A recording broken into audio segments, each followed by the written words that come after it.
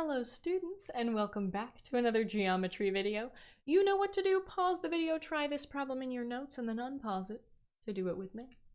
Okay, find the value of x, then tell whether the side lengths form a Pythagorean triple. So, two parts to this problem. First, we want to find the value of x. I noticed that we have a right triangle. That is important because I can use the Pythagorean theorem. But I need to notice that the side opposite the right angle is the hypotenuse, which is C, and the other two sides are the legs, so it doesn't matter which one is A and which one is B. We can switch it around, and it'll still be the same thing. All right, now we have A squared plus B squared equals C squared. So we have 3 squared plus x squared equals 5 squared. 9 plus x squared equals 25. We need to subtract 9 from both sides, and we get x squared is equal to 16. Let me double check that. Yeah. Square root of both sides, and hey, x is 4. You might have noticed that this is that 3, 4, 5 triangle that we talked about in the last video. So do these side lengths form a Pythagorean triple? Well, 3 squared plus 4 squared equals 5 squared, so yes. The sides 3, 4, 5 form a Pythagorean triple. So, two parts to the question. 2 parts to our answer. X is 4, and 3, 4, 5 are sides that form a Pythagorean triple. So yay! Wonderful! Let's go ahead and move on to what we have for today. Today, we are still in section 9.1. We're going to finish section 9.1 about the Pythagorean Theorem. Our learning target is that you know what the converse of the Pythagorean Theorem and the Pythagorean Inequalities theorem says. So, two theorems, they're very similar, but two theorems that we need to know and understand. And of course, we need to be able to use these theorems to classify triangles. So today we're classifying triangles. What type of triangle is this? What type of triangle is that? Using the two theorems in our learning target. So, let's jump into it. Remember that the hypotenuse is the side that is opposite of the right angle. In a right triangle, hypotenuse is opposite the right angle, and the other two sides are called legs. Very important. We're going to keep reviewing this. It's important. And here it is. Here is the converse of the Pythagorean theorem. It says, if the square of the length of the longest side of a right triangle is equal to the sum of the squares of the lengths of the other two sides, then the triangle is a right triangle. Oh, so if a squared plus b squared equals c squared, then we have a right triangle. And this is what our meme says up in the top right. You mean it's only a right triangle if the Pythagorean theorem works? Yes. If the Pythagorean theorem works, if a squared plus b squared equals c squared, then we know this is a right triangle. So the Pythagorean theorem works both ways. If you have a right triangle, a squared plus b squared equals c squared, and if a squared plus b squared equals c squared, then we know we have a right triangle. So, without further ado, let's jump into an example, kind of two examples in one, verifying right triangles. Tell whether each triangle is a right triangle. Can we put a right angle box on these triangles? Can we do that? Can we classify these triangles as right triangles? Well, in order to do that, we're going to look at we're going to look at part A. Actually, no, we're going to do part B together, and then I'm going to have you try part A on your own. So, we're going to find the corner that looks like it would be the one that was a right angle, right? This is too small, this is too small. These are obviously acute, so the only angle that could be right is this one in the corner. And that would make, if this were a right triangle, that would make the side opposite the right angle our hypotenuse, or C, and then the other two sides would be A and B. Remember, it doesn't matter which one is A or which one is B. So what we're going to do is we're going to check A squared plus B squared equals C squared. Is this a true statement? When I plug in these numbers, do I get something that is true? If I do, booyah, it's a right triangle. If I don't, not a right triangle. So, we're going to have A squared 15 squared plus B squared 36 squared is equal to 4 times the square root of 95 squared. Now you'll notice that I put parentheses around this, and that's because if I didn't put parentheses, I would only be squaring the 95, or the square root 95. But I want to square this whole side. So, I mean, we could put parentheses around all of these if we wanted to. We want to square the whole side. So, 15 squared is 225 plus 36 squared is 1,296 equals. How do I square this? How do I square 4 times the square root of 95 squared? Well, there's two ways. One is you can just plug it into your calculator. That is one way you can do it. The other way is we can remember our properties of exponents back from chapter 6 in algebra.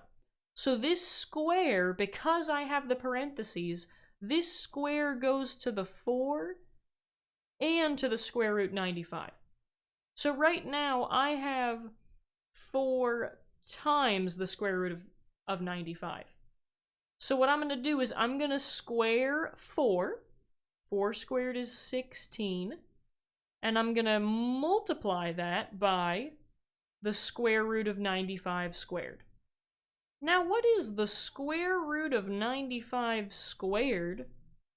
The square and the square root just cancel each other out, and I'm left with 95. So the square and the square root undo each other.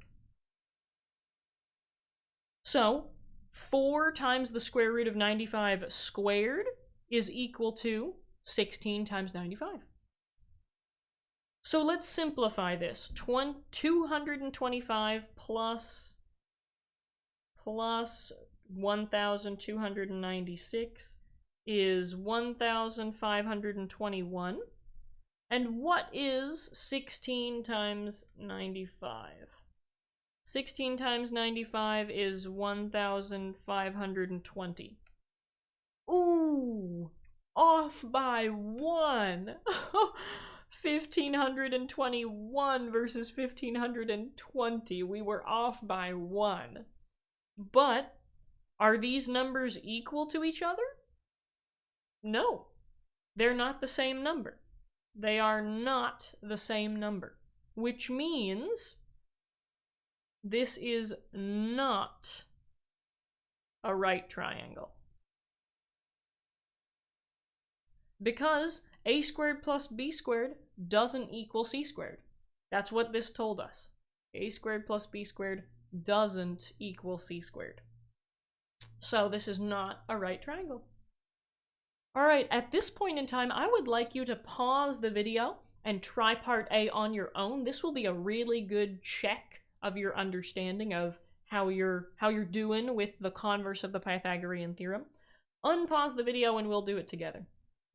So we think this is the only angle that could be a right angle. The other two are obviously acute. So that means that this side, square root of 113 is C, and the other two are A and B. Remember, it doesn't matter which one is A and which one is B. Do whatever you want with those sides. And now we need to check.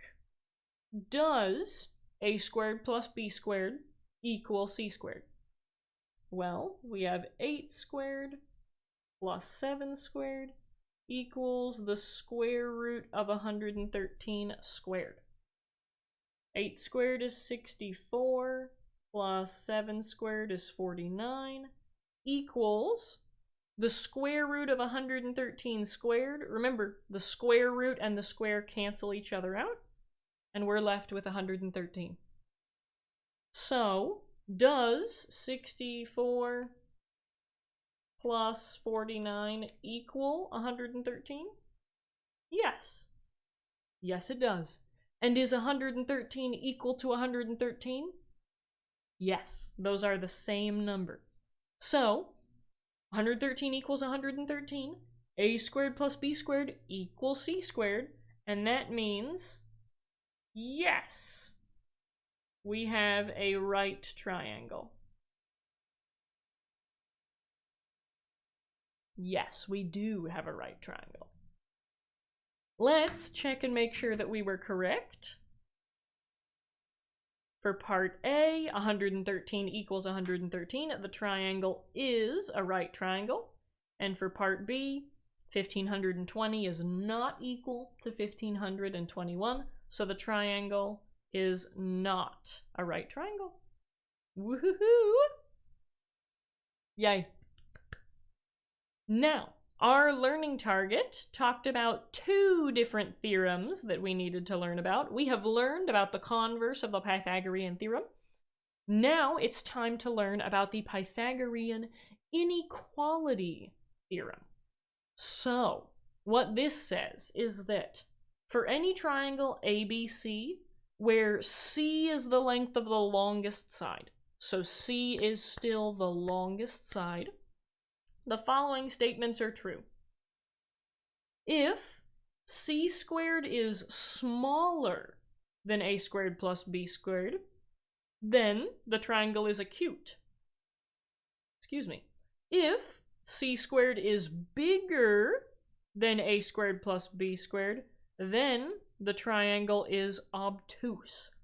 And you can see their depictions of these situations, these cases. If a squared plus b squared is bigger than c squared, well, that must mean that the hypotenuse is smaller than the square, the sum of the other squares. So it's going to be acute. If c squared is smaller, it's acute. If c squared is bigger, it's obtuse. That's how I remember it. Is acute was less than 90 degrees, acute was smaller, obtuse was bigger than 90 degrees, so obtuse was bigger. If c squared is smaller, the triangle is acute, and if c squared is bigger, the triangle's obtuse. That's how I remember it.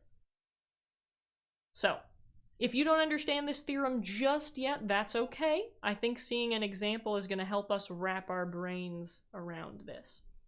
So, for example 5, we want to classify a triangle. And it says, verify that the segments with lengths 4.3 feet, 5.2 feet, and 6.1 feet form a triangle. Is the triangle acute, right, or obtuse? Ah, so there's 2 parts to this question. The first part is verify that these side lengths even give us a triangle. Remember, this is from 6.4, is the triangle inequality theorem. And the second part of this question is the triangle acute, right, or obtuse? So first, we need to know, is this even a triangle? Is it possible that this is a triangle? And second, we want to know, if it's a triangle, is it acute, right, or obtuse? So, remember, the triangle inequality theorem, not to be confused with the Pythagorean inequality theorem, the triangle inequality theorem said, I should be able to add any 2 sides and have it be bigger than the third. So, A plus B needs to be bigger than C, B plus C needs to be bigger than A, and A plus C needs to be bigger than B. all of these things need to be true in order for us to have a triangle. So, the longest side is always C. So 6.1 feet is the biggest number, so that's going to be C. And the other ones, it doesn't matter which one is A and which one is B. Doesn't matter. So, we need to check. Is 4.3, that's A, plus B is 5.2, greater than 6.1. Yeah, I can already tell. 5.2 is really close to 6.1, and we're adding 4. So this is what, 9.5? 9.5 is bigger than 6.1. We're good there. Next, we have B, or 5.2, plus C is 6.1. Needs to be bigger than the third side, 4.3. Yes. Yes, 6.1 is bigger than 4.3. So definitely these two added together are bigger than 4.3, for sure. And A plus C, 4.3 plus 6.1 needs to be bigger than 5.2. And again, 6.1 is bigger than 5.2. So, obviously, this is going to be true. The only one we really needed to worry about was the two shortest sides being, like, adding up and being bigger than the third side. That's the only one we really needed to worry about. But because all of these things are true, we checked all the boxes, this is indeed a triangle. So, triangle verified. We do indeed have a triangle. So now we want to know, is it acute, right, or obtuse? So what we need to do is we're going to take a squared plus b squared, and then we're going to take c squared. Notice I didn't put equals, I didn't put greater than, I didn't put less than. Instead, I'm going to put a box here. I'm going to put a nice big box. And we need to decide what goes inside of that box. If it's an equal sign, I have a right triangle. If it's a greater than symbol, that means that c squared is smaller and I have an acute triangle. If c squared is bigger, then I have an obtuse triangle. So I'm going to leave that box there, and we need to figure out what goes inside of that box. So let's plug in some numbers. A squared is 4.3 squared, plus b squared is 5.2 squared, and c squared is 6.1 squared. Again, leaving this blank. In fact, I'll draw like a line down the middle so that we know we're going to compare this and this. Is it bigger? Is it smaller? Is it the same? We're going to compare them. 4.3 squared is 18.49, plus 5.2 squared is 27.04. 6.1 squared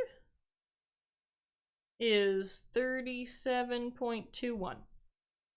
Now, let's add these together. 18.49 plus 27.04 is 45.53. So now, we're going to compare these two numbers. 45.53 is bigger than 37.21.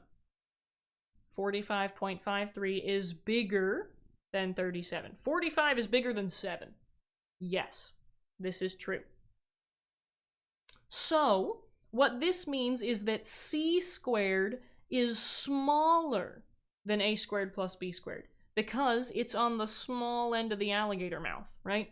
Whatever is on the big side of the alligator mouth is bigger, and whatever's on the small side of the alligator mouth is smaller. So, because c squared is smaller, this means that the triangle is acute. Acute. We have an acute triangle. So we know we have a triangle, and we know it's acute. This was part 1 of the question, and this was part 2 of the question. Let's check our answer. Yes, yes, yes. Okay, we verified that they form a triangle. And then 37.21 is smaller than 45.53. So the segments form an acute triangle. Ah, booyah. Acute triangle, form a triangle. Yes. Yes, we were right. Okay. Question time. Assess your understanding time. How do you feel about the learning target and the success criteria? Do you know what the converse of the Pythagorean theorem says? Do you know what the Pythagorean inequality theorem says? Can you classify triangles using these theorems? Are you solid on everything that happened during this video? Or are you like, yeah, I followed you throughout this video, I got what you were saying, but I'm not 100% sure if I can do it on my own? That's okay. Try the homework, try it on your own, and see how it feels. And if you're like, oh boy, oh boy, oh boy, I don't know, I got very lost, you talked really fast, I'm confused, that's okay. It is okay to be confused. I'm confused a lot. And that's okay. It means that I'm learning and that I'm thinking. And that's what's important. So, no matter where you are, if you need to ask questions, if you need to try the homework, if you need to help your friends and classmates, take the appropriate action. Of course, everybody should be trying their homework, regardless of if they have questions. But ask questions. No matter what stage you're at, there's always a question that you can ask. And feel free to ask it. That's what teachers are here for. We're here to answer your questions. Okay. Here are some practice problems you can do to practice the skills you have learned in this video. These are like example 4. The next are like example 5. Try them out. See how they feel. This is a good way to assess your understanding of the learning target and the success criteria. If you can do these, you're probably a 3.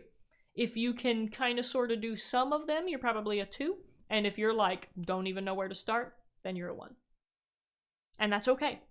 It's okay to be a 1. All right, let's do our launch. So this launch comes from Leo Buscaglia. Oh, I probably butchered that, I'm sorry. But they say, change is the end result of all true learning. Change is the end result of all true learning. Ooh. You know, when I was in high school, I used to think of learning as like school. Whenever I heard learning, I thought of school. I thought of math, I thought of history, I thought of science, ELA. But we can learn outside of school, right? And change is the end result of all true learning. So if you say, oh, I learned my lesson, you know, I didn't finish the dishes and then I got grounded, I learned my lesson. Have you truly learned your lesson unless you don't leave dishes on the counter? And this isn't me telling you that you need to do your chores, because I know stuff happens. I know that people put dishes on the counter right after you finish doing the dishes, and then it looks like you didn't do the dishes. I don't have any unresolved childhood issues. No, I'm just kidding. But if you truly have learned something, maybe if you want to learn to take things less personally, that's something that I'm working on right now. If you want to learn to take things less personally, have I truly learned to take things less personally unless I change my behavior? If I continue to take things personally, I haven't learned how to not take things personally, right? I might know in theory that I need to, you know, calm down. I need to think about what is true about myself and that their opinion, you know, doesn't define who I am. I can know all of that in my head, but unless I change the fact that I'm taking things too personally, I haven't really learned my lesson. And I mean, the same goes for your school subjects too, right? If your score on your pre and post test didn't change, you probably didn't really learn that much. If the way you think about something hasn't changed, maybe you haven't truly learned the concept or the learning target for that day. But this applies to things outside of math, outside of school. So I want you to think about, what is something that you would truly like to learn about yourself, about your mental health, about music, about school, whatever it is. What is something that you would truly like to learn? And what change would you need to see to know that you have learned that? So, that is my launch for you today. Take it with you as you go throughout your day. Have a wonderful rest of your day, and thanks for being here. Thanks for watching. Bye.